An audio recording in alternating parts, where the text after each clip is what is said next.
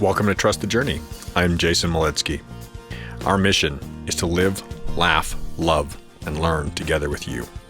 We're here to create conscious connections to grow and contribute through our practice of openness, honesty, vulnerability, humility, and trust.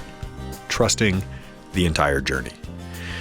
If you would like to find us on the internet, you can go to trustthejourney.today, and that will get you directly to our website. It'll get you to our Instagram, Spotify. We're on Apple, iTunes, and we're on YouTube. If you would like to support the show, you can go to our website, scroll down to the button that says Donate Now, Donate on Patreon, and you can become a Patreon supporter. If you do that, it will also gain you access to our private group, the Trust the Journey family, which we all curate together, which is a safe space for us all to share our own experiences in this life together. And that's just a wonderful group of people, which we so enjoy each other's company and that safe space that we all create together.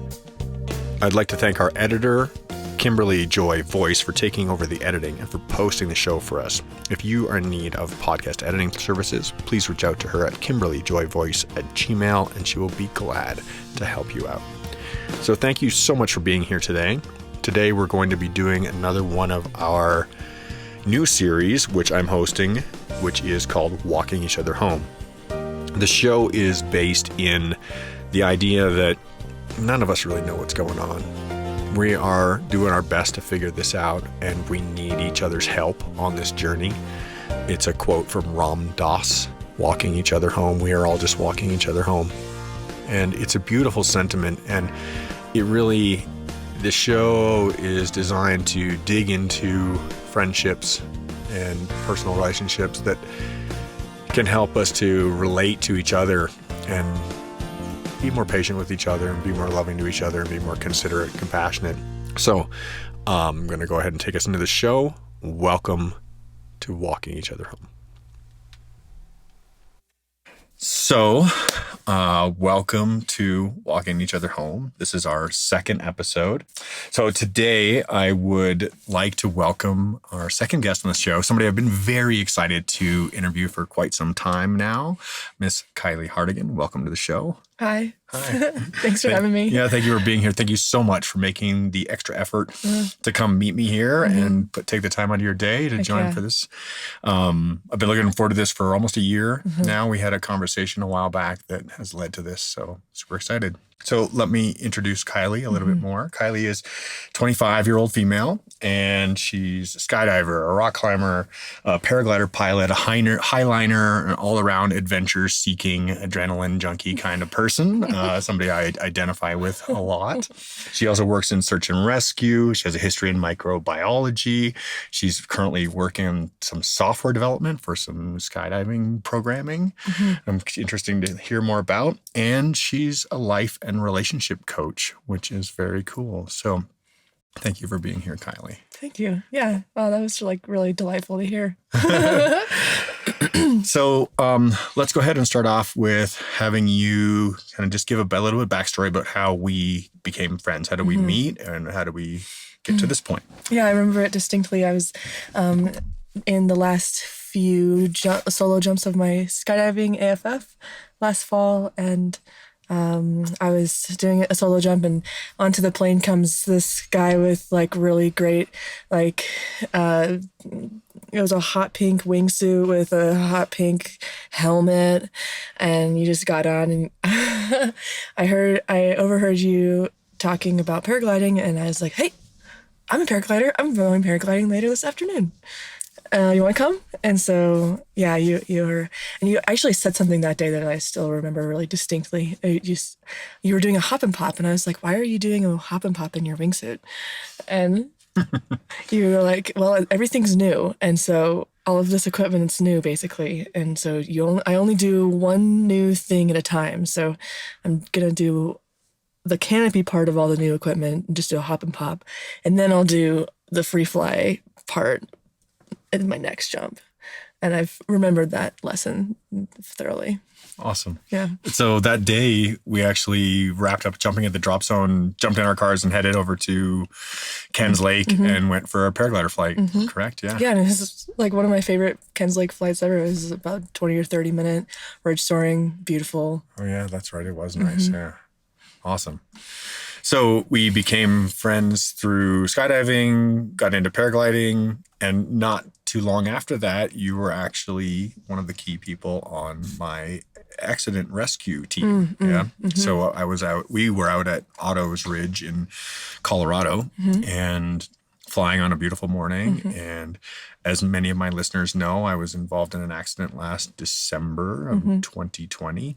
And I stalled my glider and spun and crashed in and broke my back. And Kiley was pretty much operating as the lead person on the rescue until the professionals, until the quote, air quotes, until the professional showed up. And even then she stayed very integrated in the whole flow of the operation and the rescue. So I'm really grateful for that. Yeah, I learned a lot with that experience. Yeah, both of us. What do you remember about that? What was... I remember I was still flying when you crashed. And I remember as I started to land really like intentionally, and I had this moment of like, Kiley, don't fuck yourself up while you're landing, because it was kind of like spicy, like sideways crosswind, weird landing, and with some like a line of cars that I was trying to avoid. That experience reinforced a lot of lessons that I've learned from my education as an EMT and a wilderness EMT and ski patrol. Like I reinforced how like back injuries can present themselves very mysteriously and stealthily. And one of the key lessons that I learned was that even though you had a really big impact injury and like our adrenaline was like really pumped, it wasn't actually like a time pressure emergency. And the lesson of like, slow down and make the right decision. We don't have to move very fast right now. Because we had our friends like building a really impressive like hauling system with a car and hang over a slack line, like to like pull you up. We were going to put you in your paragliding harness to like pull you back up the ridge. And the lesson of like, hey guys, search and rescue's on their way. They're going to be really slow, but it's going to be better. And we don't really have to rush actually, even though this feels very emergent and Jane was hurt. And I wasn't in any hurry. I felt pretty content to like, let's take our time and do this step by step, because I was pretty sure I knew exactly what was wrong with Brack being broken. And there was like at first, on my first assessment of you, like you didn't actually have, like I was pointing your like, spinous process bumps, and like you didn't actually have like pinpoint point tenderness, which is what I'm really looking for. And so you passed actually like my initial assessment of a fall from a height before like asking you to move or allowing you to move your body. One of the lessons that I distinctly was like really thoroughly taught to us in my wilderness EMT course was like, you have to, with back injuries and falling from a height, you have to like redo the assessment about 10 minutes later. And it was that moment where you're like, hey, I feel some numbness in my like right hip, like the front of my right hip. Like it's hard for me to move my leg. And like, that was, like boom, like that was like the flag where, the red flag that got raised, where I'm like, okay, we're not going to move him. We're not going to like move him in the context of without a like litter, stuff like that. A backboard. Yeah. So yeah, it was reinforcing a lot of lessons that I learned in school, and then I got to learn them in real life. Cool. See you.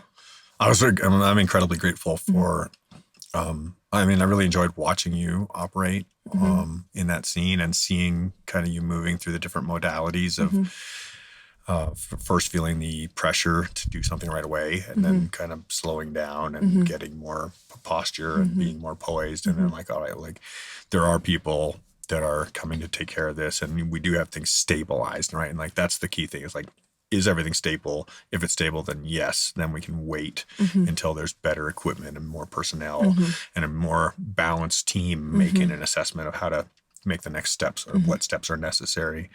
But I felt like I was in great hands the whole time, and it really bonded our relationship and our friendship a lot more to really dig into that. Like you're half my age, and I have to be like, okay, I'm entrusting you to take care of me now in the situation where I'm in need, and there's not much I can really do for myself except share what my needs are and rely on others to help fulfill them. You know.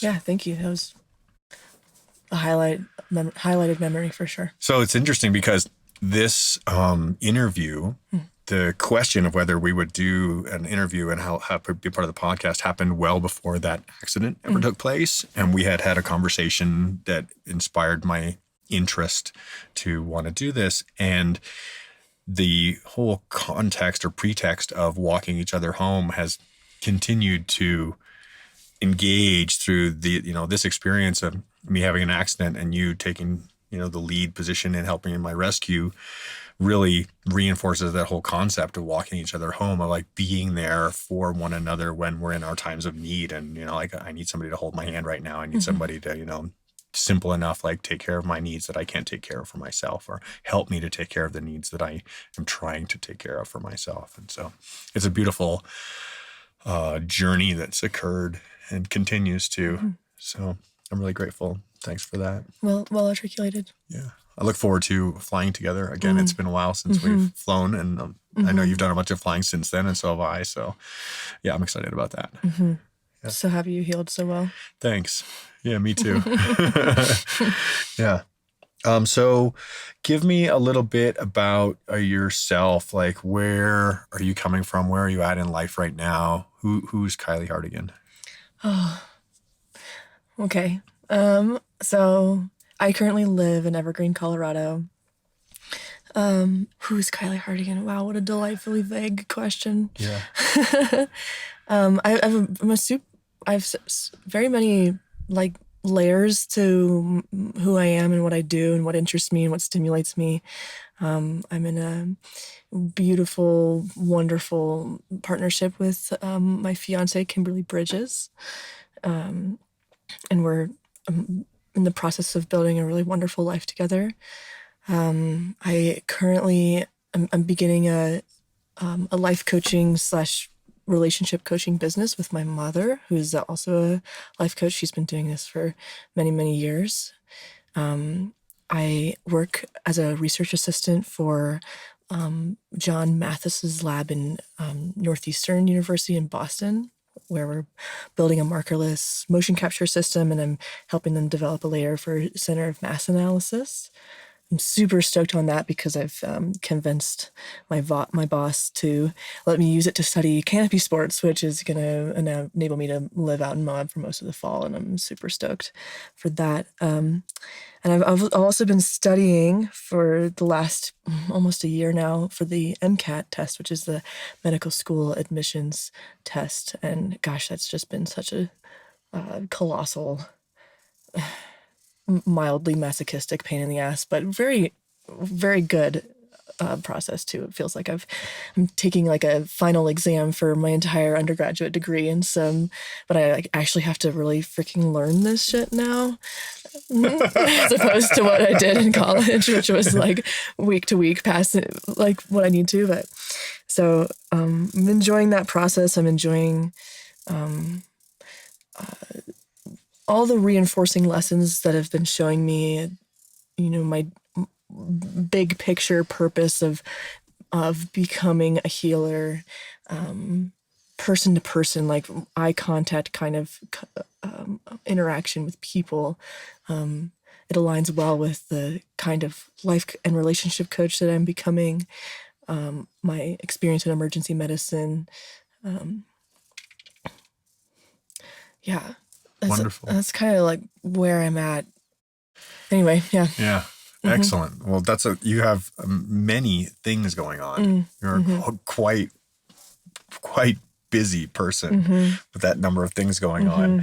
And I'm quite impressed. I do relate and I identify with the many irons and many fires kind of approach to life and just so goal driven. And So I wanted to touch on your relationship a little bit and talk about sexual identity, gender identity, and where that sits for you, and then kind of go into relationships a little bit more from there. Perfect. Specifically, I want to hear about your relationship that you shared with me in the past with Kent and Kim and some of that story. Great. It's one of my favorites. So Kim is obviously a woman, or not, I guess not obviously, but Kim is a woman.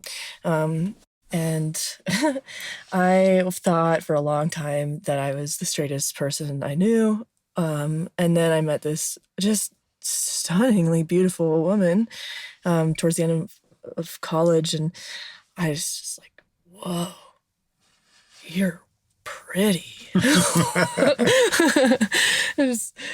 We went on this road trip together, and she would nap on the road trip. And I'd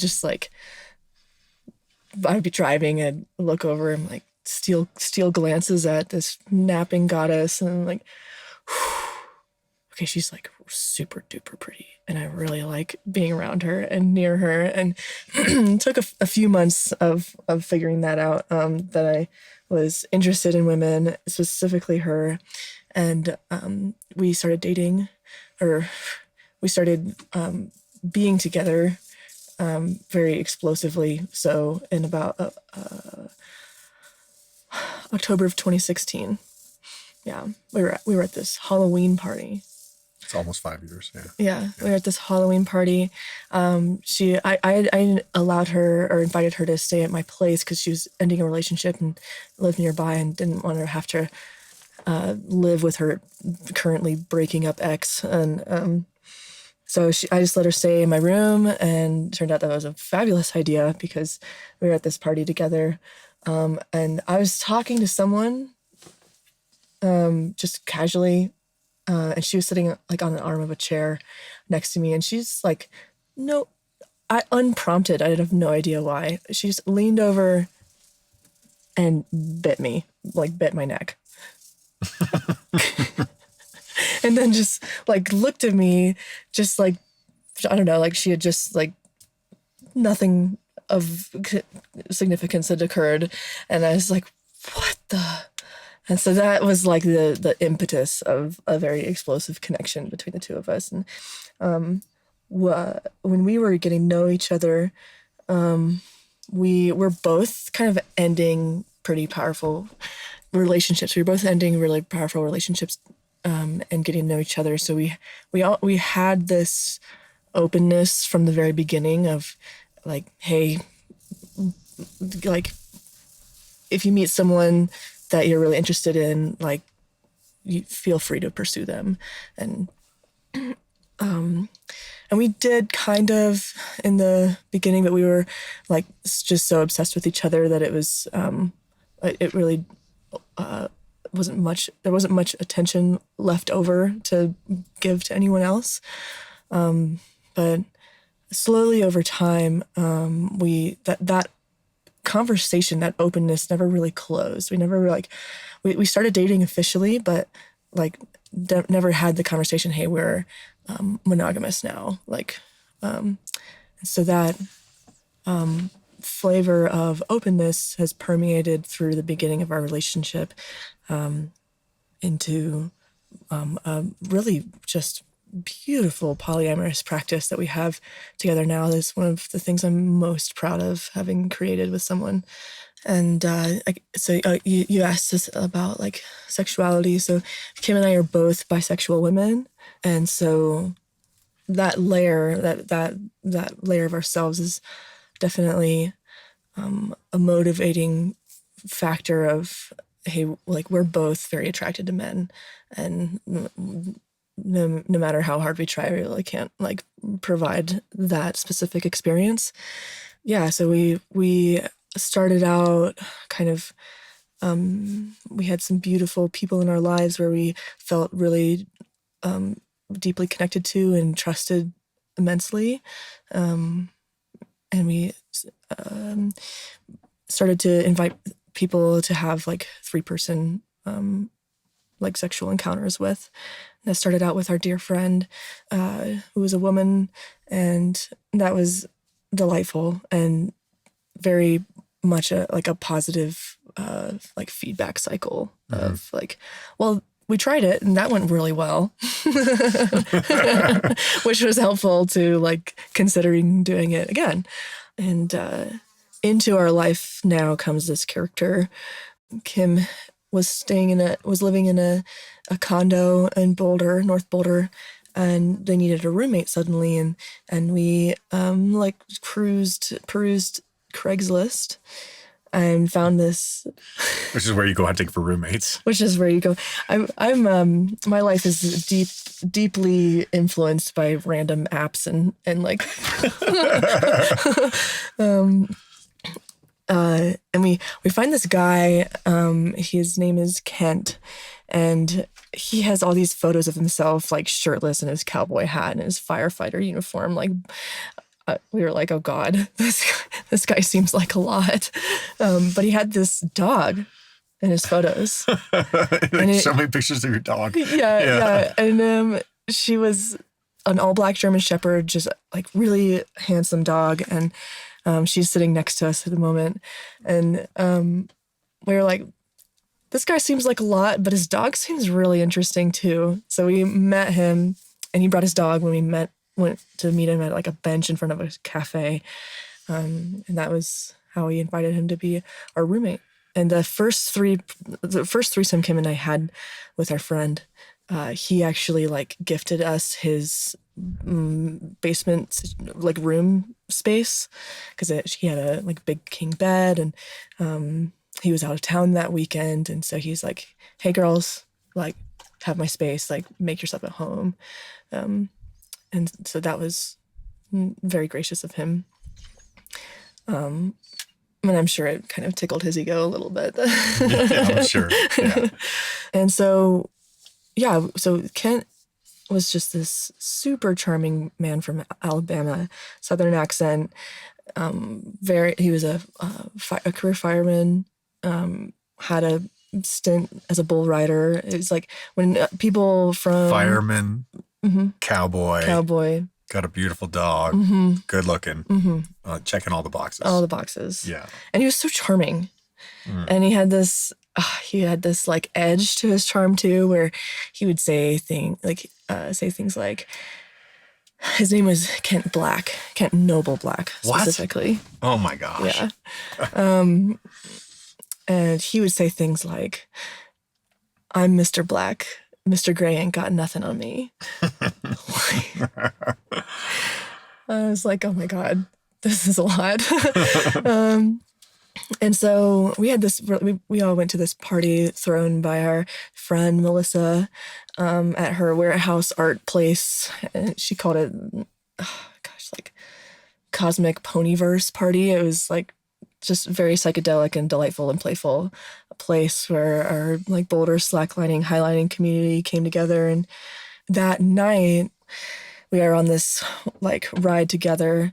We came back to his place, and he just was like so open and beautifully holding like such a wonderful space. We got down into the basement, and he had candles everywhere, and like a bowl of grapes, and like a platter of cheese and delicious like prosciutto, and like we just like snacked and ate together. And that night, like we just felt so comfortable with him.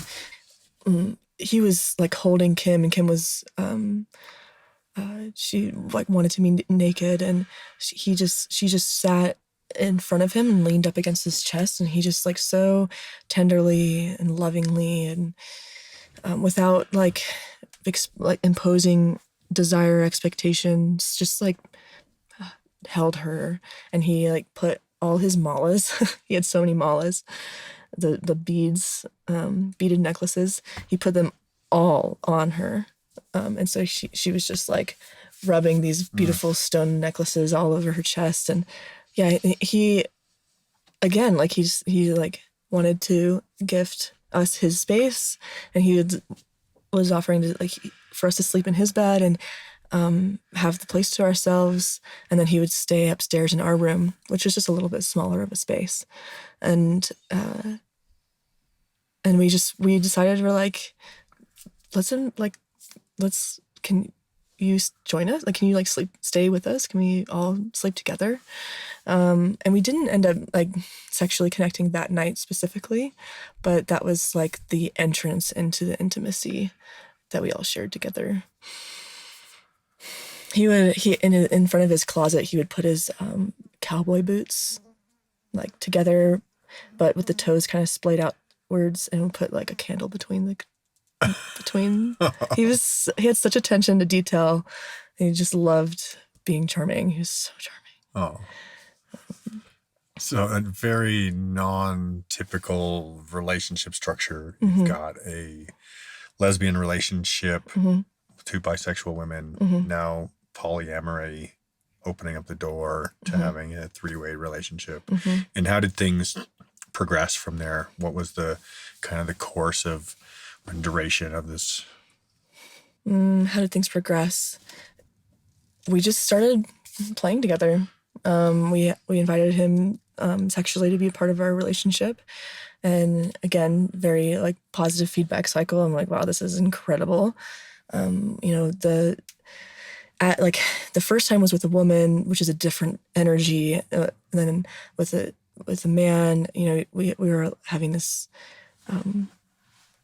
We were pretty nervous, and we didn't really know. We were like, what's it going to be like to witness our partner having sex with a man?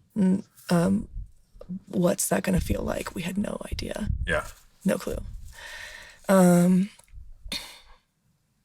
Fear? Yeah, we were worried. I was worried. Yeah. I was like, Kim, what if I don't like it? Like, what if I want it to stop? Like, or what if one of you likes it more than the other one, right? Or feel like we become more attached to one person within the love triangle, typical scenario kind of stuff, right? Yeah.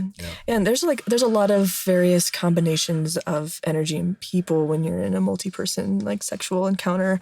And at first there was a lot of like, connection of Kim and I being like physically connected, like holding hands or like some kind of thing like that, where we were like very present with each other in the context of whatever was happening with him. But slowly over time, we were like, hey, like I'd actually love to like have a little bit of space when I'm with him, to have like more of a authentic one-on-one connection with the other person present and as a witness. And that's scary, right? When you're like asking for more space, direct intimacy with, more space, more intimacy. Yeah. So you have to put some trust into that and some faith and some hope, right? Yeah. And also be able to hold your own space by yourself in such an environment is like a skill. Yeah. Takes some practice where, you're not overwhelmed with thoughts of like, why doesn't she want me closer? Why doesn't she want me? Why doesn't he want me right now? Like, protecting yourself from those kinds of like fear thoughts. Yeah. Takes practice. Yeah. And we could tell there was so much depth of what was possible together. And he was just over the moon. He's so stoked. He was checking all the boxes. Yeah, he was like, wow, this is incredible. Let's stoke this fire, really. And we had a very similar perspective. Yeah. And how did it progress? It progressed to a lot of momentum, going on trips together, going backpacking, multi-day backpacking trips together. Lots of concerts together. Red Rocks was just down the street. He was a blooming rave babe of a man, discovering He came from just the tiniest little place in Opelika, Alabama. Right. Yeah. So he was very much discovering himself too. And him falling in love with two women who were in a relationship together was just dissolving so many layers of what he was taught as a person growing up in the South. So he was very quickly developing mentally and emotionally. And there came a point where there was a dear friend of ours who was coming to town, who we had been emotionally connected to, but not sexually connected to in the past. But there was an expression of a desire between the three of us and this guy from Northern California. And he came to town, and we told Ken, we were like, hey, somebody's coming to town. We've had a connection in the past, and we just want you to be aware of there's like an openness of desire towards sexually connecting with him. And he was not happy about that. As one might expect. Yeah. You've been practicing a relationship structure for some time that's based on the concept of openness and exploring different potentialities in that realm, and now have a relationship with somebody who's only just dipped their toe in the water of a non-typical relationship structure. Yeah. And it was the response to that was just like so juxtaposed in my mind, because Kent wanted to be the man in our life. Like, he wanted to be our man, and he had so much energy, love, charm, creativity to be the man for both of us. He was up for the task. But he had the very part of our relationship that he had the privilege of benefiting from was also a big source of insecurity. Yeah. So at the same time, he was like, yes, you guys can be open together with me, but you can't be open together with other people. Or he didn't like say you can't, right? He said, if that's what you guys need, I can't be in your life. Yeah.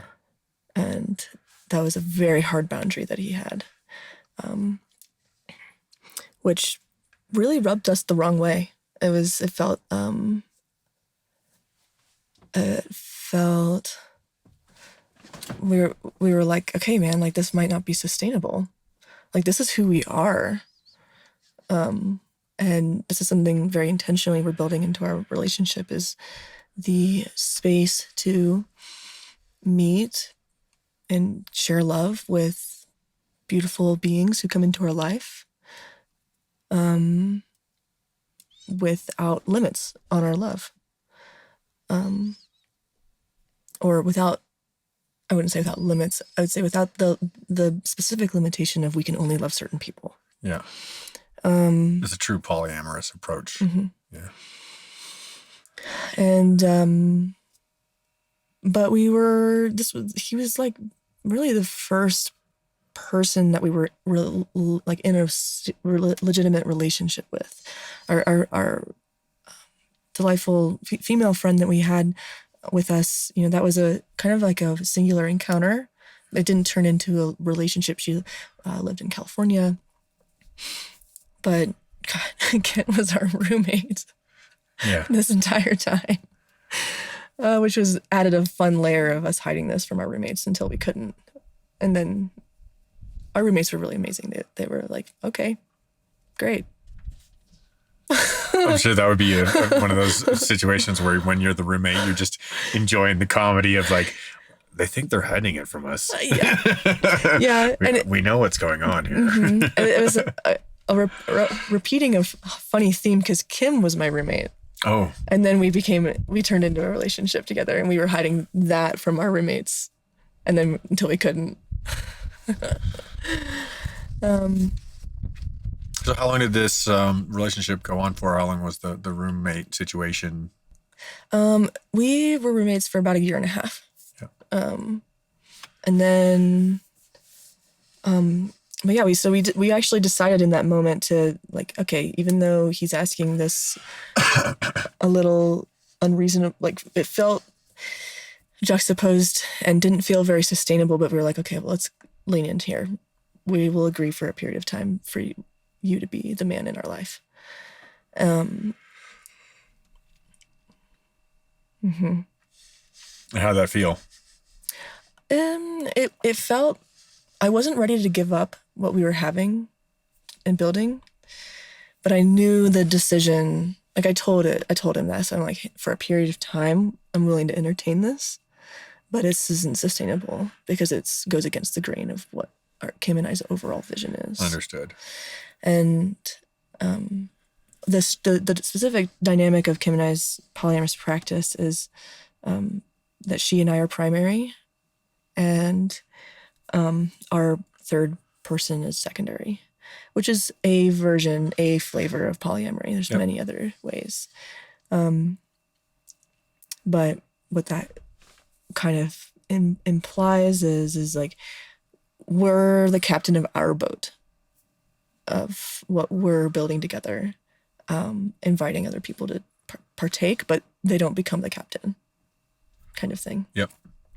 It's clear. It's good to have those clear boundaries. Like that's the established relationship, and not looking for a change in structure. Yeah. Yeah, and you welcome in with that. There's a double-edged sword to that, because the person who we love together and who loves us has this like secondary status, which is it's so hard to have status. Right? Yeah. You're more important or less important. Yeah. Oh. And there's nothing worse than being less important. Yeah. Right. So there's this. That was definitely an uncomfortable thing for Kent to feel, and it was also uncomfortable for me to know that he felt that way, because he had so much to give us, that he wanted to give us, so many things we wanted to do together, and at times Kim and I would have to separate ourselves to be together and to fill our cup and fill our love for each other, and then to the point where once we were full and had more that's what we were able to give to him. That's not what we were able to give to him. That's what we chose to give to him. We didn't want like, hey, one of us is feeling down and like depressed and like not really wanting to like connect, and so then you can go connect with Kent.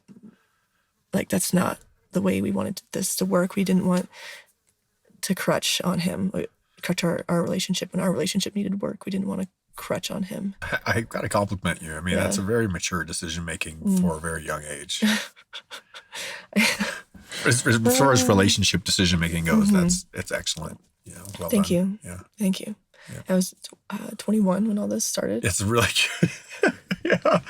My God, I was a mess when I was 21. Yeah, this is my version of mess. Well, you're doing all right. So tell me more about the future of this relationship. How did things end up? Where does it stand? So right around this time when we had that conversation about our friend coming to town and we agreed to that temporary agreement, things started to get a little off. He was like a little all over the place emotionally. Weird behavior, threatening to leave town for like, won't tell us why. Some outbursts, motivated by his work. He's an EMT at the ER in Boulder. So he was under a lot of stress pretty constantly. And we were under the impression that this was all coming from like that conversation we had with him. Yeah. Of like, hey, we are interested in this person. And so we were under the impression that like that shook his trust in us. And for a period of a few months, things started to just feel a little bit more frictioned. And we were coming to the conclusion that we needed to call things off because we thought that we were just causing him too much pain. On top of like what I just said, the secondariness, like there were, a lot that he wanted to give us that we weren't always ready to receive. And so there was like a block to his expression. Even though he had 2 women to love, he probably could have loved one single woman like more, I don't know. Fully? Is that the word? More fully of himself. Like he could have given more of himself. Yeah. Which is ironic to say because he gave us so much. Yeah. So you've got the impression that the relationship is the cause of the stress, the behavior. Yeah. So Kim and I were at Burning Man, and we were in the process of moving out that month, and so we knew we were leaving the apartment, and so we were gonna. We were gonna meet up with him and the relationship break up, and we knew he had told us, he's like, guys, if you're not in my life, like I can't live in Boulder. I can't, like I'll have to move. And I was like, oh my God. Okay, if that's how you feel, like I can't really control that. And so we meet with him, and right before we all 3 met, he and I were like watching a movie in the basement. And he was like really stressed, and he's like, Kiley, we've got to meet. We've got to all talk together, like soon. I have like something that I need to tell you guys about. And he had this look in his eye that like went deeply into me when I looked at him, and I was like, Kent, are you okay? He's like, no, I'm not. And I kind of just, I could tell that he didn't want to talk about it then. He wanted to talk about it with all of us present. So the next day we met, and again, with our intention of ending the relationship. And we were all like 3 kind of like cross-legged sitting in his bed. And he opened up the conversation. He's like, girls, I have something to tell you that I've been dealing with for the last 3 months. I have terminal brain cancer. Whew. I'm like just lit up with goosebumps when you said that. I mean, the wave of energy that comes across that's just so terminal brain cancer. Yeah, about right around, and so reveals to us the source of his behavior. Yeah. And he learned it right around that time when we had that conversation about our friend coming to town. And he like woke up one morning completely blind. Like he couldn't see a thing. And he like went into complete panic and had his friend take him to the hospital, an MRI, CAT scan, and boom, stage 4 tumor on his brainstem. Oh my.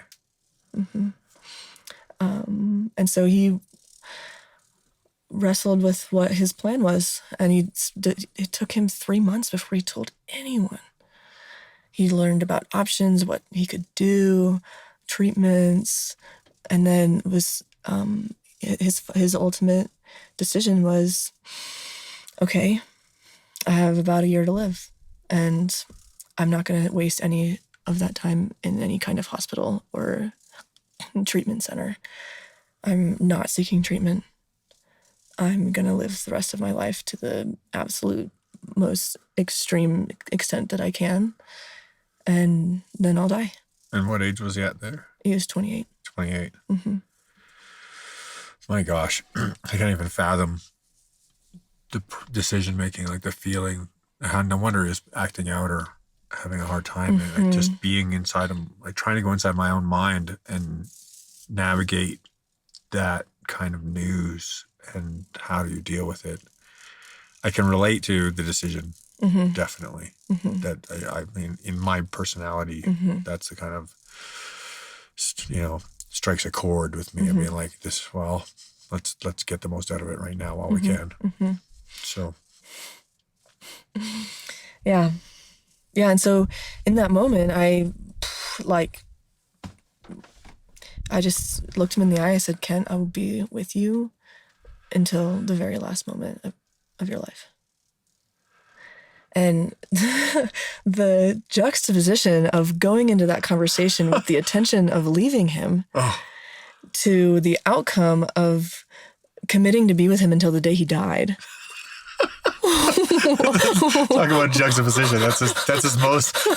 You walk in there, I'm leaving you. No, I'm actually staying until you're forever. Oh my. And yeah, so like, and Kim and I didn't even have the time to like make that decision together, right? That was, outside of the context of my relationship with her, with the relationship I had with him and myself, I made that commitment. How did that affect your relationship with Kim? She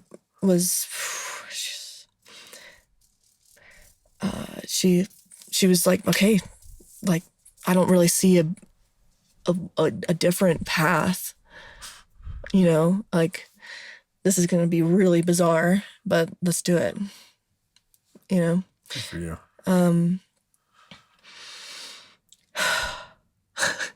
Throughout all of this, we were, this parallel story here, we were building a box truck. Like we had bought a box truck, which, by the way, Kent found for us on Craigslist. You keep coming back with the Craigslist stories. You just gave me one the other day too. Yeah. They persist. Yeah. Craigslist persists. I'm like deep within the very several layers deep into the Craigslist portal of what's possible. Anyway, we bought this like derpy little 30-year-old box truck, like a U-Haul truck, but it's old and like steel bodied and 7 miles to the gallon and looks like Penske's great grandpa. And we were converting it into a house, kind of like a van life sort of dream, but with a box truck instead, which I can relate. Yeah. Which was very helpful because Kim and I were not great builders. So having a square, like a box to work with, was very helpful. And so Kim and I were building that together during all of this.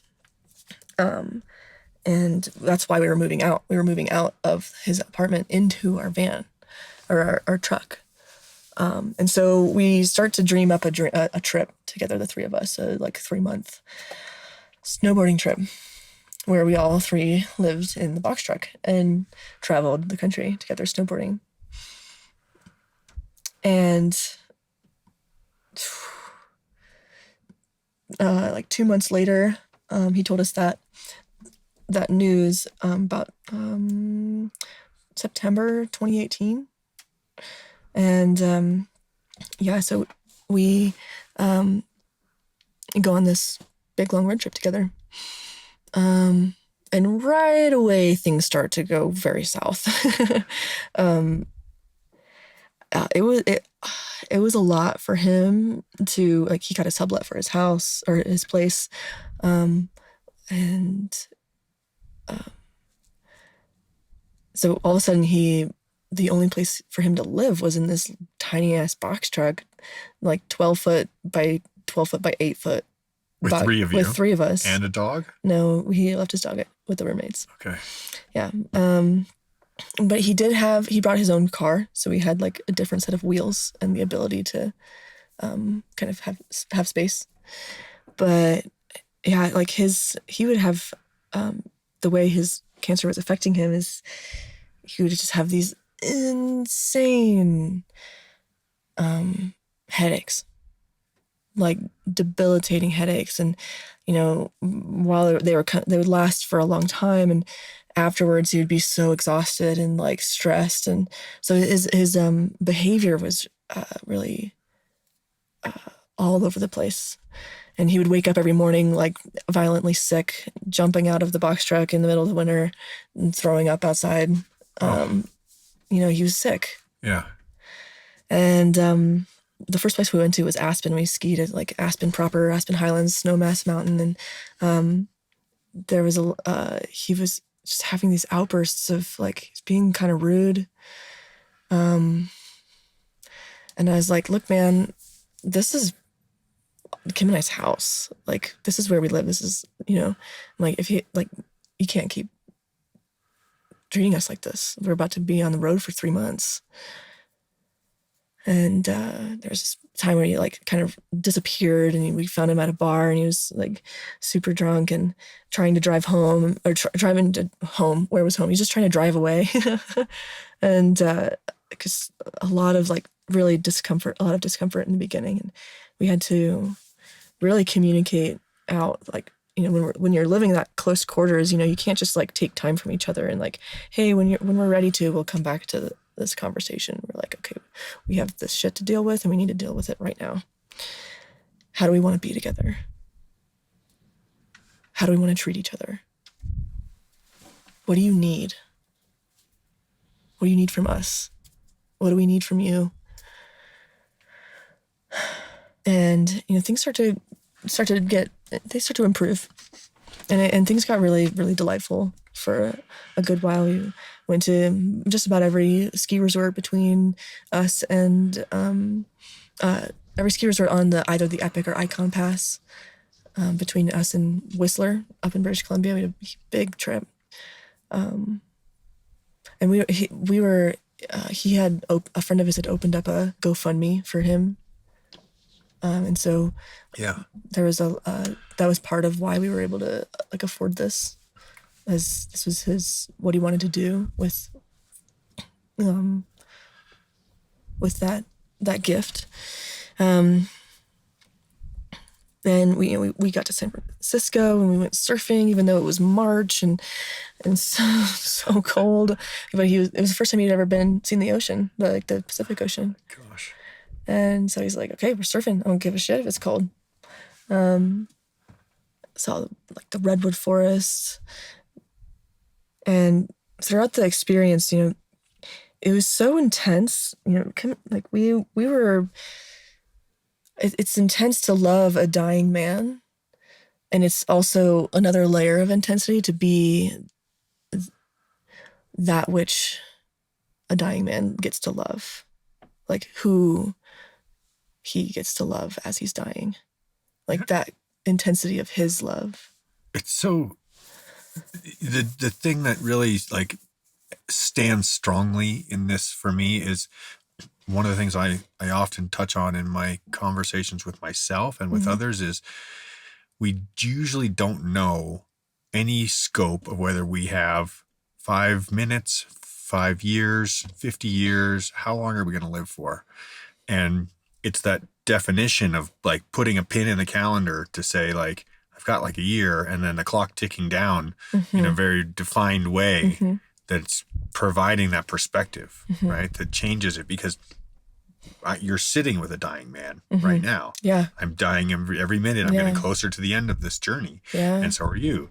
We just don't have any definition if that's going to be in a car wreck as we pull out of here, or if it's going to be 50 years from now at the end of a typical lifespan. So it's so ironic that we scope things based on this unknown period, right? And that's one of the things I love about this story, and I've been so honored to have been shared in this before. Take us towards the end of the journey. How did things progress on this trip? You went traveling all over the place, feeling life experience while time and health allowed. And how did things go from there? Yeah, that trip was just so intense, because everything we were doing was the last time we'd ever do it with him. Oh my gosh. And I could go so deeply into so many layers of that experience, but at the same time, Kim and I needed to nourish ourselves and our own mental health and our own relationship. And this is when Kim and I just realized that we have a bit of a different emotional perspective on life. I have like a lot of emotional inertia. It takes like a lot to sort of like get my boat moving, but once it's moving, it's like got a lot of momentum. So there's time, like I could sit with the pain and his pain and the intensity and the outbursts, and I could sit with that, and like it wouldn't just bulldoze my ability to experience myself. But Kim's a lot more impressionable, and feels a lot more deeply, more quickly. And so we kind of developed this way of interact. Like there was a lot, we needed to refuel ourselves a lot, and Kim needed to refuel herself a lot because she was much more quickly depleted of energy. So yeah, we learned a lot about ourselves as well. And so we get back from this trip, and kind of the trip doesn't really stop. Like we kept going on these beautiful trips. When we got back to Colorado, we went hiking and basically did everything he wanted to do. But it became, there took on a flavor of like, I was physically and emotionally more capable of handling the intent, like the things as it got more and more intense, because the end of his life was coming closer and closer. And so,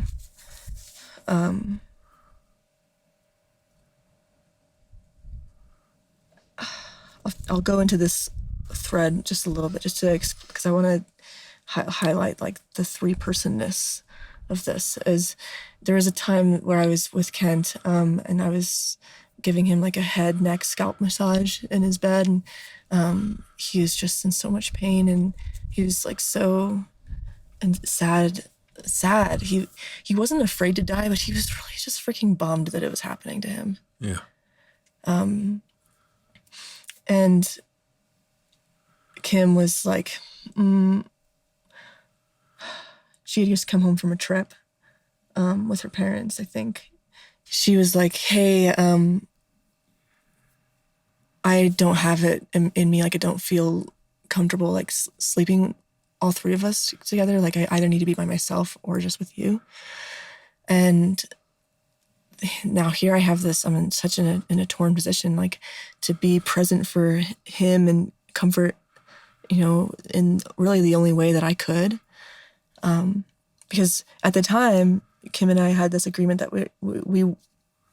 we're not allowing ourselves to be sexually intimate with him by ourselves. It was a 3-person engagement, which takes all three of us to be on the same page. And if one of us isn't, it doesn't happen.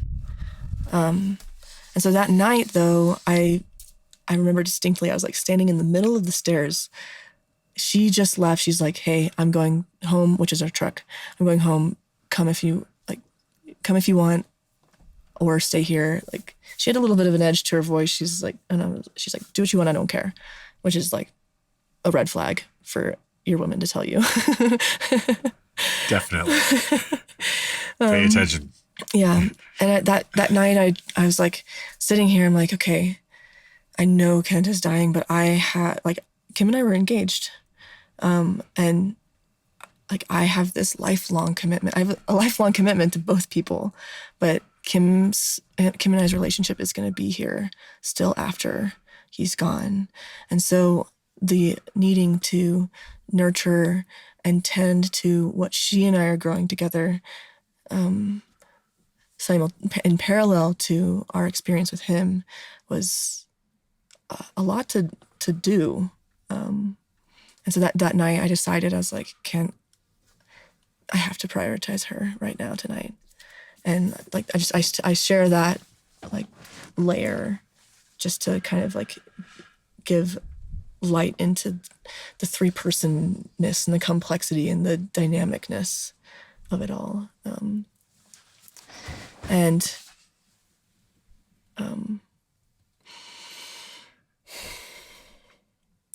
There's another layer that I need to go into before I start talking about the end. Between when we committed to being with him, or committed to the whatever version of being with him until for the rest of the next year, there was a loosening of the sexual commitment. We decided that in that conversation, we're like, hey, we need to take at least a break, like sexually, to like restabilize, and before like doing this. And so during that time, Kim and I had another partner, a singular encounter. And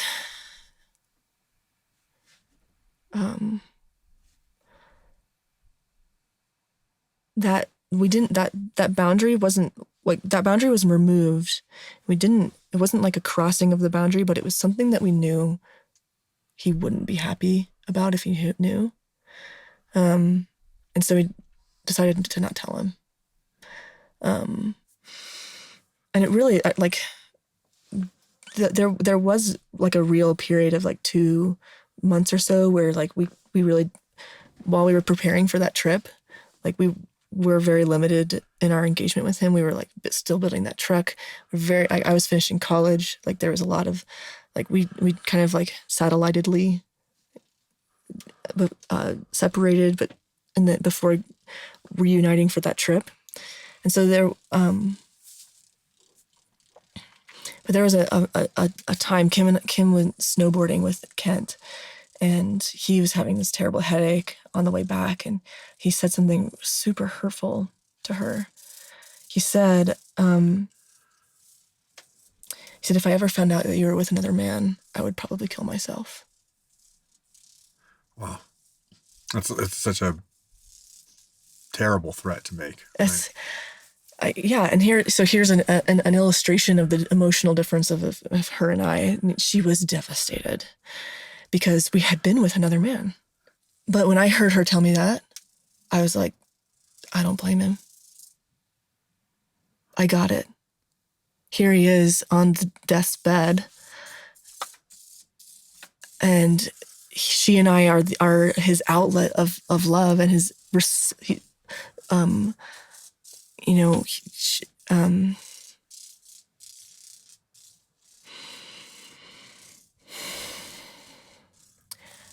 I understood.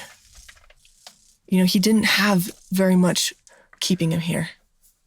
And his experience here was already so painful that if, like, the brightest part of his experience, which was her and I, became darker, I understood why he didn't. I understood the place that comment was coming from. Yeah. But that moment really, really broke something in Kim. And it broke her ability to be fully emotionally honest with him. Sure. And being threatened is not a effective means of communication for strengthening a relationship. Very well articulated. Yes. Yeah. And I want to emphasize, like, it wasn't like we didn't, based on the complex alignment of agreements and boundaries within the three of us, like our encounter with him wasn't, our encounter with this other person it wasn't like a breaking, it wasn't like cheating. It was within the agreement that we'd made, all three of us. So, which is something I want to clarify, because I think for many people who might be listening, that might be like challenging to grasp. Yeah, but you stated earlier that at the beginning of the relationship that you weren't looking for a relationship that was dominated by one man, and it was an open relationship, and you agreed to an undefined period of time, which came to an end in your perspective. Yeah. And so fast forward, so that conversation kind of happened like early winter 2018. Then we went on that trip in the beginning of 2019. And then now we're back in Boulder at the end of the trip in about April, May time. And Kent and I started to learn how to paraglide together. Cool. Yeah. Checking more boxes. Yeah. Okay. I got to learn how to fly. Great. Right around then, he actually, he went to Kim, and he actually apologized for that comment, because he could tell. He was like, Kim, there's a disconnect between us. And it's been like that really ever since this year started. Like, there's something missing, and I really want to open the space and like invite you to tell me anything you need to tell me. But she still couldn't bring herself to be honest with our encounter with our other friend, who he knew. He wasn't like deeply in friend, like they weren't like deep friends, but he knew him. Yep. And he apologized. He said, Kim, I said something really hurtful to you guys. And I think I was being kind of unreasonable in my expectation that I was going to be the only person in your life. And we've all done that. We've all done that. Yeah. Oh my gosh. Yeah. He said, I'm sorry, you know? Yeah. And so we went on one more trip with him. He had this side business of being a masseuse, where most of his clients were strippers. Just adding another thing to the list. Not only am I a fireman who's extremely good looking, and my name is Kent Black, but I'm a masseuse. Mm-hmm, Yeah. mm-hmm. Oh my gosh. Mm-hmm. And one of his clients was a wonderful woman whose husband had died, and she had inherited his estate, and like so she became a benefactor of his, because he was starting to not be able to work very much physically. He would sometimes have moments where he passed out or had like just micro seizures where he would lose his ability to see or like speak. And as an EMT in an emergency room, it's not great. That's really, really challenging stuff. Yeah, and he was starting to lose feeling and ability to control one of his arms. And so there came a moment where he had a moment at work where he had an episode. And he came home that day and he was like, guys, I can't work another day. Like if what happened at work today happened in a moment where I was like actively engaged in saving someone's life, that would inhibit my ability to do so. Someone could die because of this right now. And so he decided to not work. Simultaneously, he was trying to learn about, Colorado is one of the states in this country where assisted suicide is legal, where you're prescribed a medication that just stops your heart. Yeah. But there's a lot of red tape around that. I imagine. You have to outlive your original diagnosis of life expectancy. And he still had 6 months more to go. He was diagnosed with 1.5 years to live, and it was right about the year point. But he, with his combination of not being able to work and the extent of his pain, he didn't have it in him to simultaneously honor his agreement to himself of not seeking treatment and not being in a hospital environment, and also stay alive another 6 months. Yeah. With the pain he was in. And so we went on another trip, this time back to California, another surfing trip. The three of us are really bad surfers. We're not good.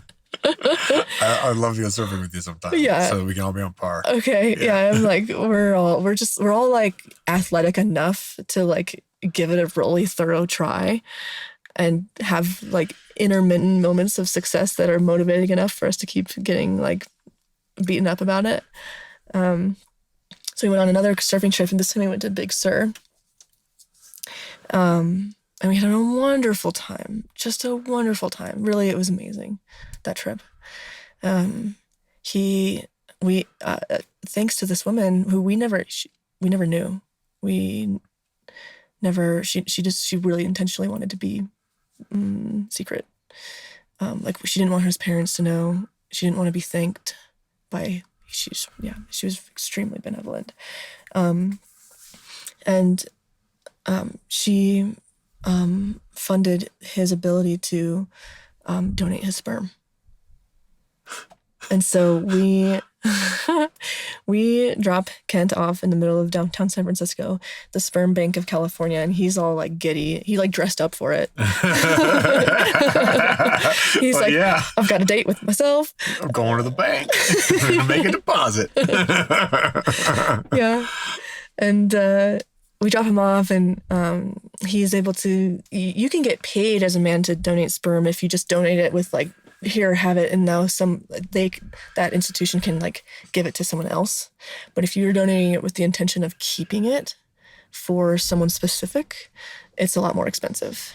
Yeah. And so he is able to deposit 2 samples, which in the grand scheme of things isn't a lot when you're attempting something like this, an in vitro fertilization.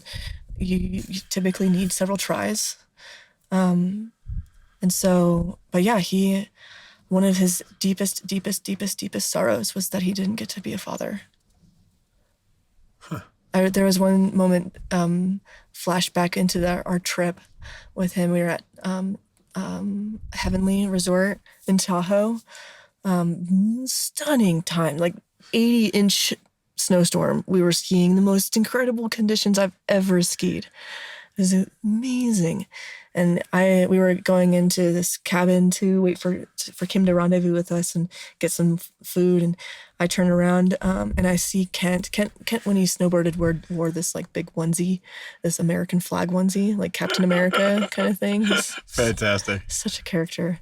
And I turn around and I see him like on his knees hugging a small child who like came up to him like, is he like there's onesie, and like and just completely collapse into body shaking tears. Oh. Knowing that was never going to be. Knowing that he was never going to be a father. Ugh. Like father a child specifically. Yeah. And I like go to him and I just sit down with him and hold him in the middle of like the base area where there's a lift and a restaurant. Like people were skiing, avoiding us, and I was just like holding him. Isn't it amazing how life doesn't stop for what's going on around us or where we are? Like our emotions like just kick in no matter what time and place we're at, and that's when it's coming up, and that's where we're dealing with it. Mm-hmm. That's the thing about being human, you know. We don't really get the choice. This is the whole ride, is that it's thrust upon us. These emotional waves just crest and break. And all of a sudden there we are in the washing machine of Mother Ocean and emotion and just being carried by that. And off we go on that experience. And it's so beautiful that you could recognize that was happening for him and help shoulder some of that a little bit. At least empathize. Yeah, thank you. Yeah. So okay, back to the sperm bank. The story just keeps getting better. yeah. That was a precious moment. And shortly later that day, he takes like we're back at our it was on that drive. We drove from like Monterey area up to San Francisco, which is a few hours. And during that drive, he decides to drop on us that the big thing that girls, the sunrise of the morning of July 5th is going to be my last day here. When was this? This was the end of June. Oh, so you're talking about a short time then, like a week. He basically just told us, he's like, hey guys, I'm gonna, like, I've got a week. Oof. So he's like, I just need you guys to know that. He'd picked a day? Picked a day. And I knew he was gonna take his own life. He and I had talked about it several times throughout the trip. I'd been helping him brainstorm. And because I knew the combination of his decision to not seek treatment and not be in a hospital he wasn't just gonna rot away on some ventilator until like his kidneys failed.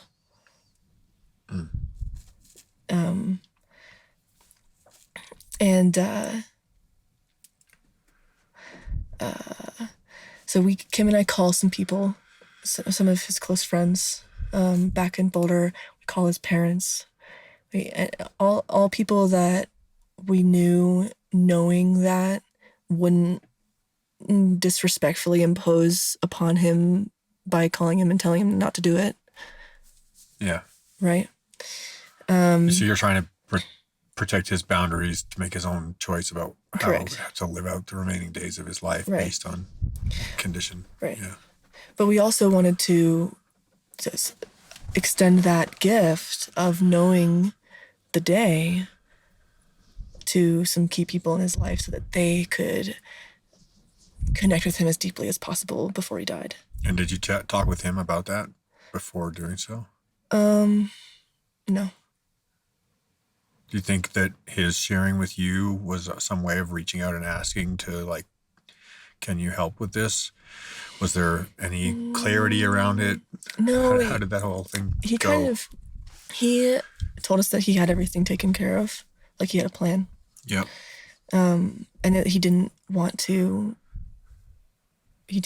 to, like, he didn't want to hurt us in any way by having us be involved. And so we organized with a group of maybe like 10, 12 people to all meet that morning for sunrise at Red Rocks Amphitheater, which was his favorite place in the world. So much of him was expressed in that space, dancing. It's kind of like where our love story started. Yeah. And so we would all meet there and stand vigil for him through the sunrise of July 5th. And so July 3rd, he and I go on this trip to Rocky Mountain National Park. Just him, me, and Ayla, his dog. His dog, who was his service animal for PTSD, and also a search and rescue, like area search dog, with like 3 live rescues they did together. He and Ayla. Wow. Yeah, super profound being, that dog. And so we decide to dose ourselves with a psychedelic substance and explore the valley. Do you mind if I ask which one? LSD. Yeah. And we took a pretty healthy dose. Isla just turned and looked over at us with the most knowingest look.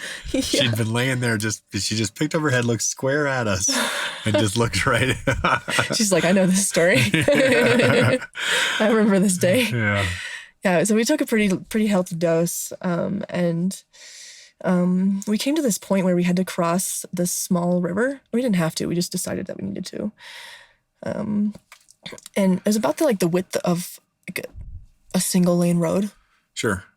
And there was no white caps, wasn't very imposing looking. It looked just like a stream, like one of those snaky, windy rivers at the bottom of a valley with like mountains all around it. Stunning place. And I kind of just like wade through and like swim across with not really any problem. But when I got to the bank, I like put my arms on the ground on the bank and started to like try and push myself up like you do out of like a swimming pool. But my whole body, not my whole body, but like maybe belly button below, got sucked under the ground because the river had carved out. Undercut. Yeah. Yeah. So I was like holding on, but my legs were like sucked up under the dirt, under the bank. And I was like, whoa, okay, this is really awkward, but there's some bushes. And I was able to pull myself out. And that was just an indicator of the power of this tiny river. So I turned around, and because I didn't have the chance, because I was dealing with getting out of the river. I didn't have the chance to warn Kent. And I turn around and he's halfway through with Ayla on his shoulders. Oh boy. Walking. And right as soon as I turned around and saw that, they both went like under. They both just disappeared under the water because it went from being like shallow to about 6 or 7 feet deep, or more. I don't know. But again, like it wasn't moving very fast. It was so bizarre. Like, so I could see like where he went down. I had enough time to where they went down and how fast the river was going. I could tell about where they might be underwater. And I just blindly like reached into the water and Ayla's scruff. I just grabbed Ayla's scruff and I hauled her out by her neck fur. And onto land. And then all of that happened before he resurfaced and he was like wild-eyed and panicked. He's like, where is she? And I've got her. And I was like, I've got her. She's here. She's good. And he, so he gets out. So that moment I'll refer to later, but that moment was in my conceptualization of the moment of transference of Ayla from him to her, to me. Oh, beautiful. Yeah.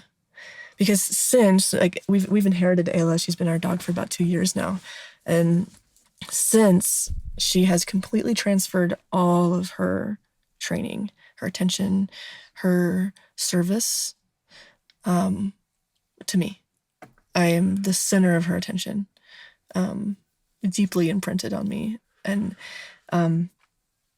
so that was a really impactful moment. And crossing the river on the way back, I lost my pants, and it's just that river was a big deal. It's surprising how those little ones can just sneak up on you. Yeah. I've had the same thing where I thought I was about to wade across a small river with hands full of things, and the next thing I know, I'm underwater, over my head, can't touch the bottom, like floating downstream. Yeah, oh my. Uh-huh. So this is 2 days before he dies. His end date. Mm-hmm. Yeah. Yeah, and so that trip on our way back, we were sitting down like eating a snack before we got back to our car to drive home, and I look over to him and I was like, dude, what's your plan? Like, I can't just, like, what am I supposed to do tomorrow? Just like say goodbye and watch you like drive away with the like big mystery of what the fuck happened, like where you went and what you did. Like, I need to know. And he said he had a friend of his who had become, in the time he'd known her, who had become a lover of his, which was something that Kim and I were really, really supportive of. She worked with him. She was a nurse. She agreed to drive him to Colorado National Monument, which is right outside of Grand Junction, Colorado. Beautiful, beautiful cliff formation. And his plan was to jump off a cliff. And I just sat with that information for a minute, and I just looked at him and I was like, I need to come. I made a commitment to you, to be with you, be there for you until the last moment. Can I come? I mean, the whole premise of this show is just like resonating so strongly with the concept of walking each other home. It's you're literally like, I'm just going to walk you right to the very edge and be there with you. Mm-hmm. Yeah, so the next morning, one last thing about that day, the 3rd, Kent and I were together that day. Kim was off with her friend Adam, who's a guitar muse. He's such a talented musician. And that day, they created a song together. He helped her musically put together a piece to something she'd written. And she wrote a song for him, for Kent, for him to listen to before he died. And that morning, the morning of the 4th, I did ask him, I was like, why July 5th? And he's like, I'm just too much of an American to die on the 4th.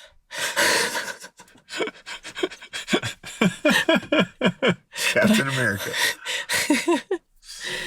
So the July 4th, we wake up together, all three of us through the night together that night. And I go get our favorite burritos, and we get back, and Kim shares with us that song, and he's laying down, and we're collectively holding him while we're listening to that song. And the song is called Journey On. I invite you to like link it somehow. Okay. To this. Put it in the show notes. Yeah. Yeah. I'd love to do that. Yeah. Yeah.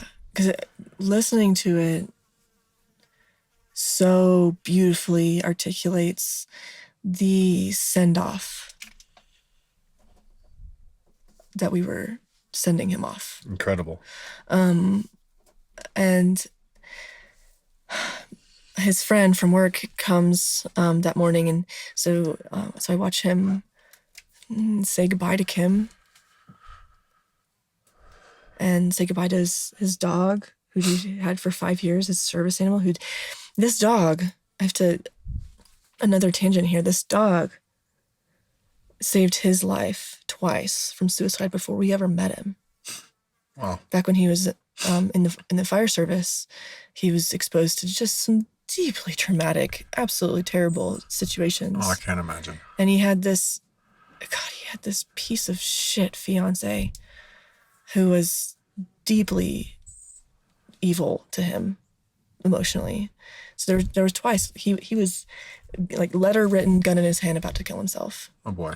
And Ayla twice put her head on his lap and stopped him. Yeah. All before. We never would have met him before without Ayla. And it was Ayla that we were attracted to the most on his Craigslist ad. Like Ayla, this being, Ayla, my eternal friend, Ayla, is brought Kent to our lives, into our lives. Who's walking who? Who's walking who? Yeah. So I watched him say goodbye to her. And then me, his friend, and him, we all leave from Boulder to drive the 4.5, 5 hours to Colorado National Monument. And on the way, he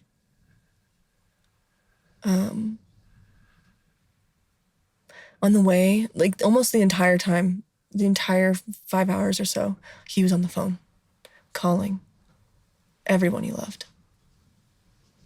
And here's the divine beauty of this whole situation, because he told everybody his situation.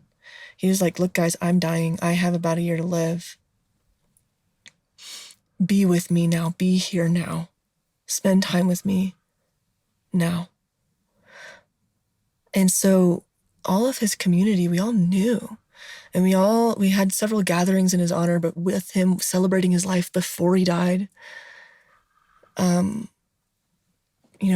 Every time he connected with someone, just hanging out, spending time at a park, a picnic, like eating together, like concerts, he was so deeply grounded. Every time he was with someone, they knew, my friend's gonna die soon. And so when he was calling everyone, like, hey guys, this is the time. My time has come. Everyone knew. Everyone was prepared. And so everyone was able to really lovingly and respectfully say goodbye, say, hey, thank you. I love you. I'll see you soon. Wow. He called my parents, Kim's parents. My parents knew about him. Her parents didn't. Anyway. He called my 12-year-old little sister. I listened to him say goodbye to his mother. And all of his friends, and it was like, I was like in the back seat, just like endless tears. Like I wasn't crying, like sobbing. My eyes were just leaking. They wouldn't stop leaking. And so I was just listening to him while his friend drove. It was his car. And just listening to him say goodbye to everyone he loved.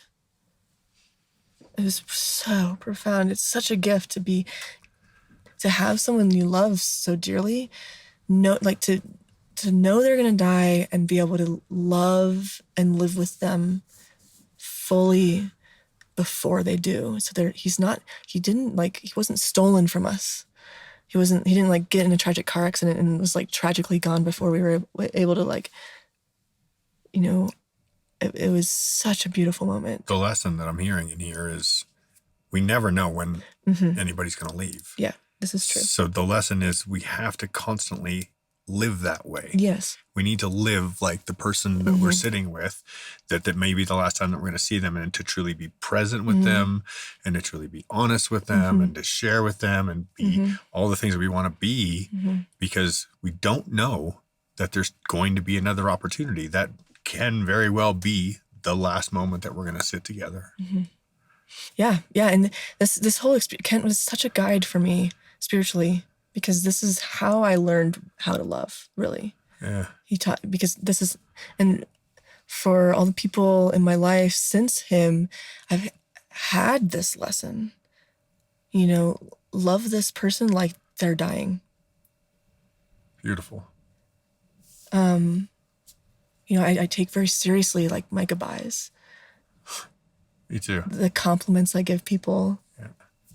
Yeah. So yeah, we it's such a bizarre drive. Like we stopped and had lunch. He wanted to have a burger and play one more game of pool. He was a wicked pool player. God, he whipped my ass every time. And I'm not that bad. But we're so out of it. We left the restaurant without paying for a meal. We just weren't really connected with reality. Sure.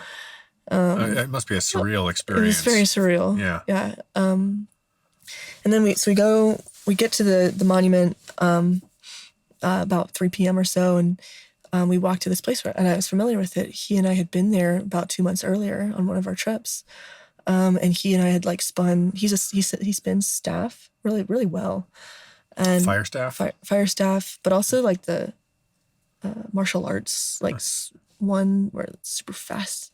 Yep. And he and I went there and we both spun our respective tools, and we're just having a wonderful afternoon. And little did I know that spot we were at, he decided this is the spot. Yeah.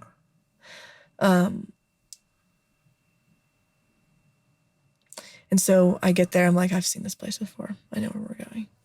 And we walk up, and we had to hop a protective fence to get out to the actual edge. And he's like, Kiley, this is it. This is the spot.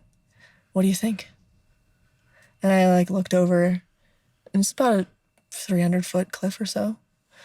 And I looked back at him. I was like, I looked down, and I looked up, and I looked around the view, and I looked back at him, and I was like, this is perfect.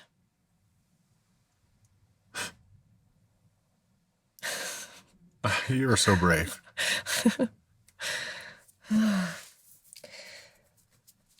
And so we sit there, we all journal, 3 of us, we get our journal out, and do I have that? Oh, I don't have it with me.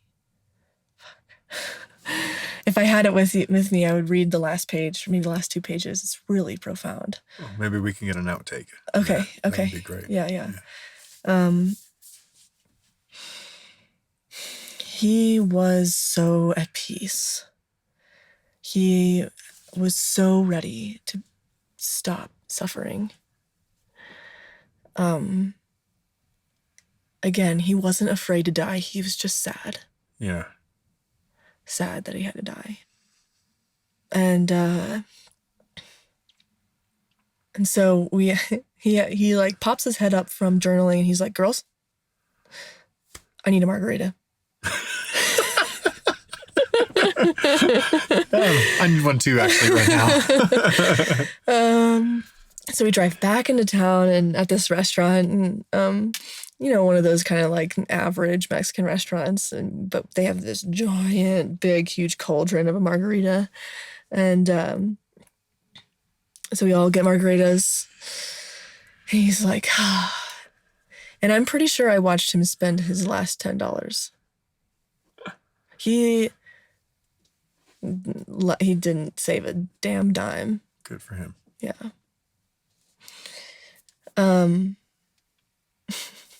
So then we drive back and we get there for sunset and we all just silently watch the sunset together, holding him. And it comes time, so Kim and I had arranged, remember, that group of people to meet at Red Rocks. Yeah. And Kim had stayed back to rally that group and be there with that group. They all, like, all the group of them kind of all stayed the night together that night. And then we're ready to leave the next morning.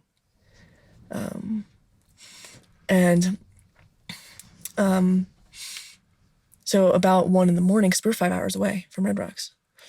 About 1 a.m, and Kent knew about that happening. Yeah.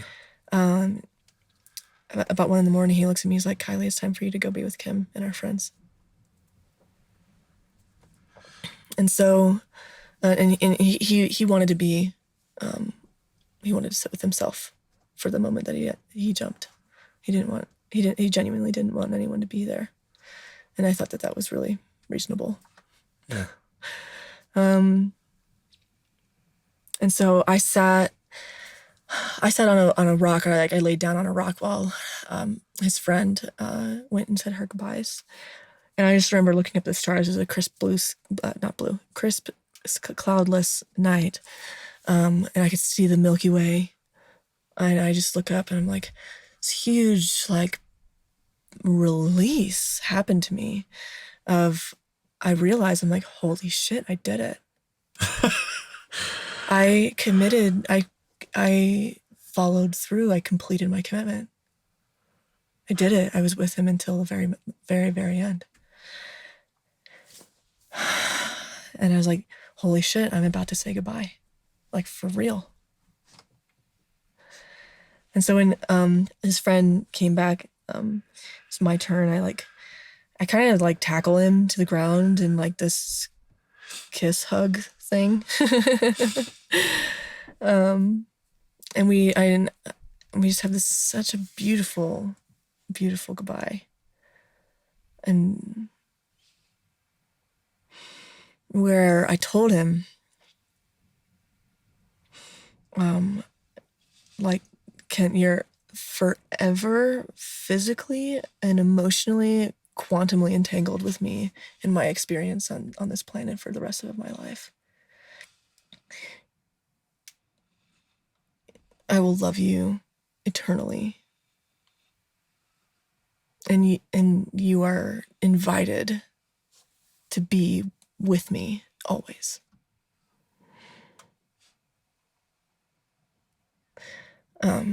That is an absolutely beautiful expression, statement. And I said, I'm so proud of you. I'm so proud of you. Thank you for the privilege of loving you in the way that I was able to love you, and for loving me in the way that you loved me. Thank you. So, gosh, like, tearing myself away from that, I was like, so hard. But he helped me. He was like, you've got to go be with Kim. Kim needs you. Our friends need you. And I need to be by myself. Thank you for everything. So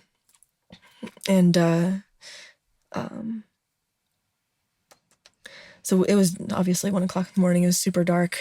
And so we have about a half-mile hike back to the car. And we're about 2/3 of the way there. And he, out of the darkness below us, we hear this like shout of, thank you. I love you. And then he said this thing that he always said, like, this is what he would say, like, when he like started snowboarding, like, he would drop into a bowl, like, he yelled, fuck it up.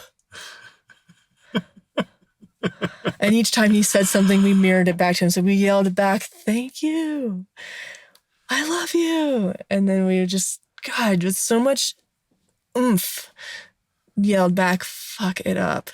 Because I asked him, I was like, what do you want to be remembered by? Like, what do you want people to think about their lives? And he said, there's two things, or three things. He said, experience and express yourself and fuck it up. Like, just, that's the essence of how he lived his life. Unapologetically. Just pure passion. And so then we get in our car and we drive away. How hard? Well, having the goal of getting back to Red Rocks by sunrise was the only way. Yeah, you had to have Really. something that was going to take you. Yeah. Yeah. And I'm so glad that she and I went together, because we were so emotionally and physically exhausted. And we had a 5-hour drive in the middle of the night. We didn't have any sleep. And so we were so tired. We were able to like switch like every 30 minutes for one of us to sleep and the other to drive. And I actually ended up getting a fucking speeding ticket. Thanks, universe. I was like, thank you for that one moment when I'm like in the most pressed emotional situation I could possibly be in, that I need to get a speeding ticket right now. Yeah. Thank you. Yeah. You're so funny, universe. Yeah. Yeah. I was so unfazed. I was just like, the cop came up to the window. I was like, can you please get this over as fast as possible? My friend is dying and I need to get somewhere very quickly. And I was going like 97 miles an hour in a 55. And so I had a court date and it was a big deal. And he like wrote in the notes on that ticket that like my friend was dying. And when I went to court to pay that ticket, the judge had the fucking audacity to ask me, how's your friend? And I just looked him in the eye and I said, yeah, he died.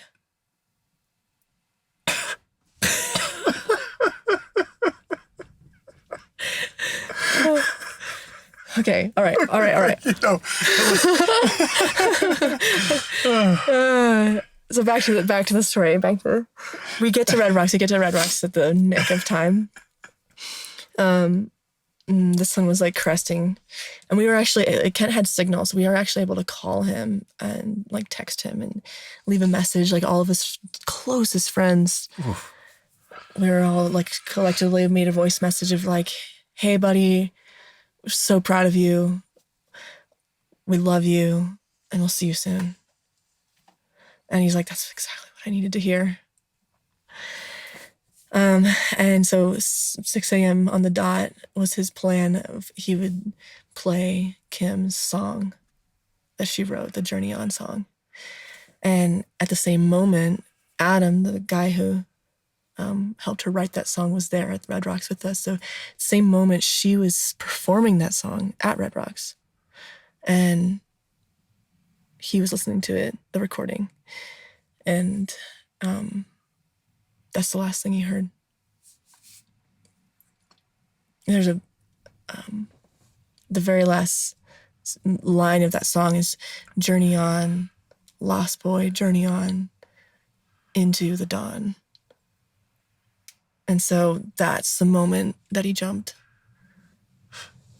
And I just remember, like, when Kim sang that line, I just, again, like, just pure, like, absolute tremors through my body of release, of, holy shit, we did it.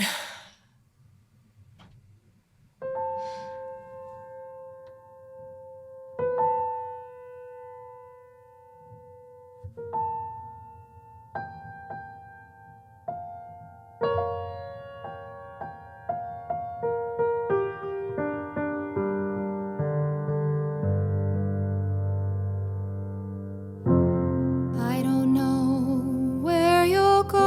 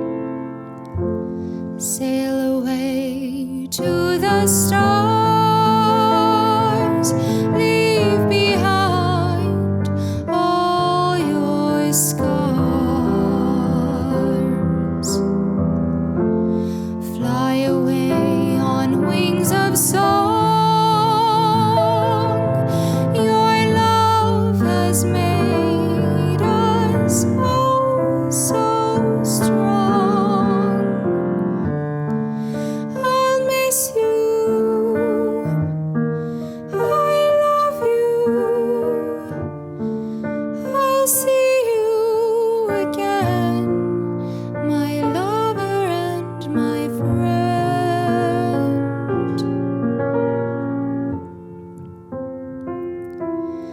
Journey on, journey on, journey on, lost boy, journey on, journey on, journey on, journey on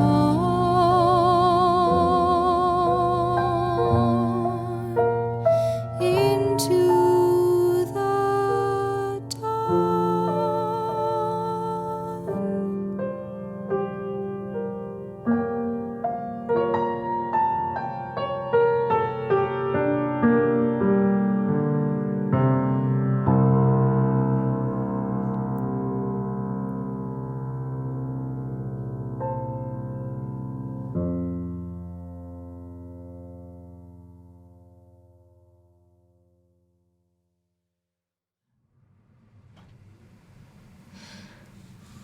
And yeah, Jesus.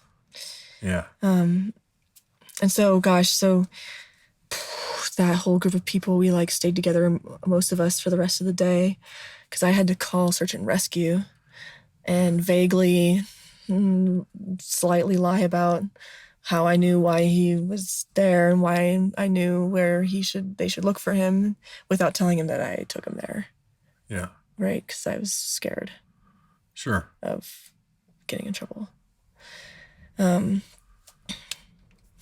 And so it took them, oh God, there apparently are 2 places in that monument with the same name. And they went to the other one first and took hours to get to the site. So there was such a terribly painful time where we didn't know where he was. And we like tried to call him, and there was a time where the call went through. And so we were like having so much doubt, like, oh my God, did he change his mind? Is he there like losing his shit by himself? But eventually we got the call that they had found him. And we were at his house, we were in his room waiting.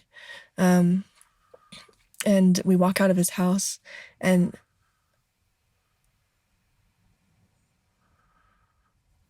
out of the sky, out of the sunny summer sky, falls gumdrop-sized hail with a rainbow coming out of the roof of his house out into the mountains.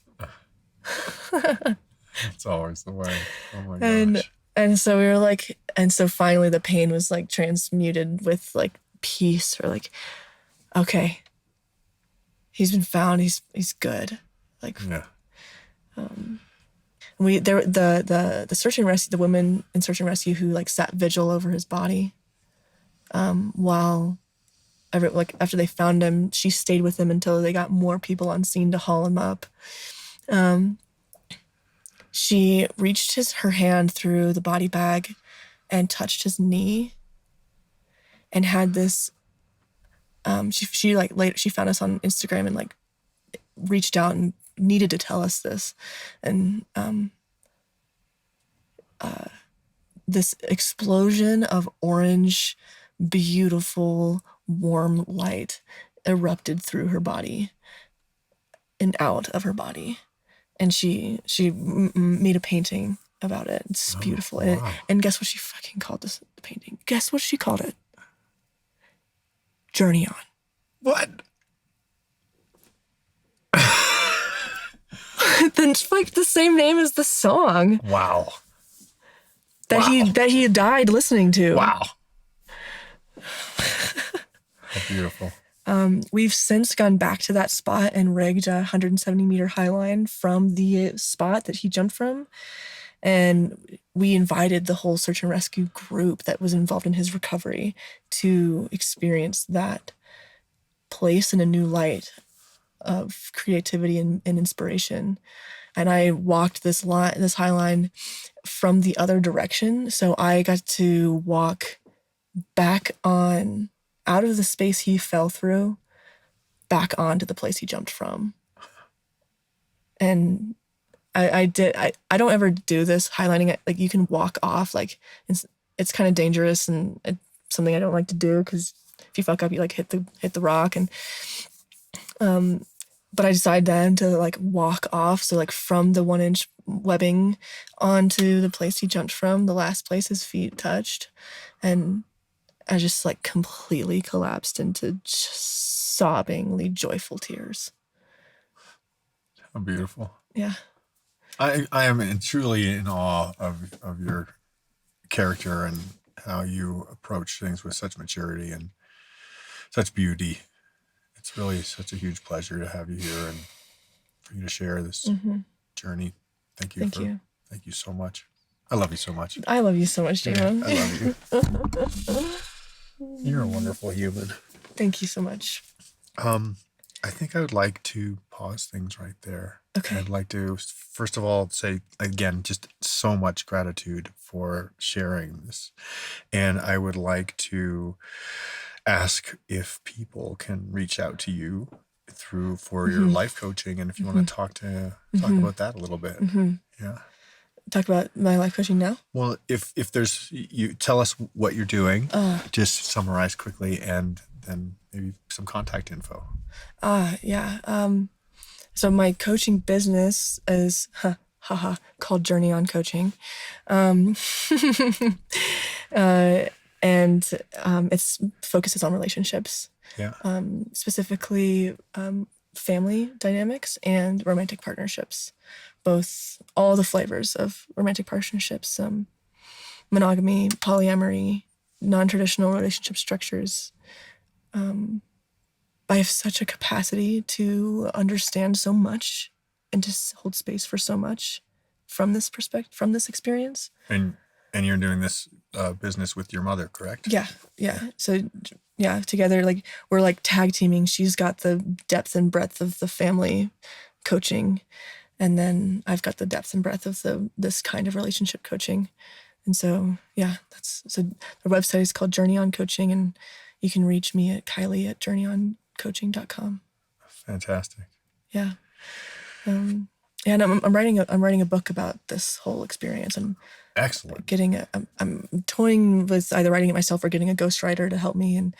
But at the beginning, I'll share with you the beginning of the book. The prologue is the book's going to be called Journey On. Is me at that spot that he jumped from, pilot chute in hand, opening it as a base jump. That's the beginning of the book. So this is why you're aspiring to learn the base jump right now. This is why I'm aspiring to learn base jump right now. And why I'm going to help you. Yeah. I'll need some mentorship for that exit, though. It's definitely a positive big boy exit. So can you repeat your address for me? Kiley at Journey On? Kiley at journeyon-coaching.com. And the website? journeyon-coaching.com. journeyon-coaching.com. Great. Kiley, it's been absolutely fantastic. What a story. I mean, what a crazy journey. Life, just never know what's coming. We do know it's going to end, though. That's the only thing we know is it's going to end. It's going to end. We don't know what's coming in between, but let's keep loving each other and learning from each other and laughing and all the key things. Yeah. And to just experience and express yourself.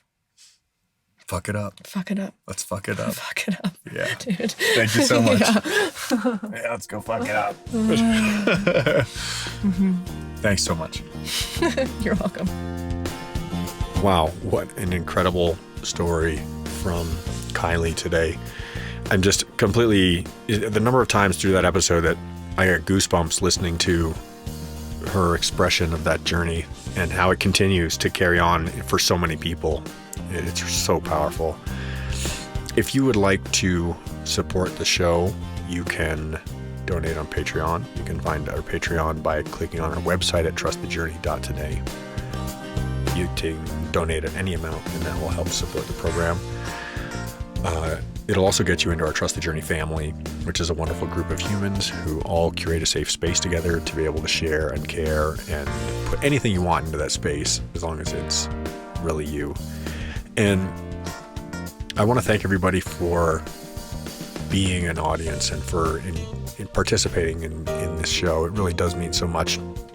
Thank you, both from Melanie and I both. It really does mean a lot. So thank you once again, and look forward to hearing from you next time. Walking each other home.